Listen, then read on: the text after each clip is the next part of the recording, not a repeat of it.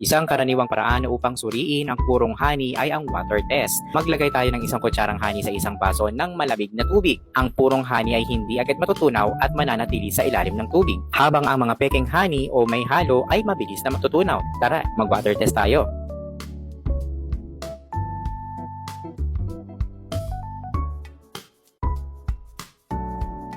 Ayan, nakikita nyo na. Nakikita nyo na ba? Nasa ilalim ang honey at hindi siya basta-basta natutunaw. Ibig sabihin, wala siyang ibang halo at purong-puro ang Nature's Bee honey. Ang pagkilala sa purong honey ay mahalaga upang masiguro ang kalidad at benepisyo nito. Ang Nature's Bee honey ay may natatanging lasa at aroma. Subukan mo itong tikman, dapat itong magkaroon ng malalim na tamis. Ang amoy nito ay dapat ding natural at hindi synthetic. Alam nyo din ba na ang purong honey ay maaaring mag-crystallize sa paglipas ng panahon, lalo na kung ito ay nasa malamig na temperatura. Ito ay isang natural na proseso at hindi nangangahulugan na ito ay nasisira o may halo.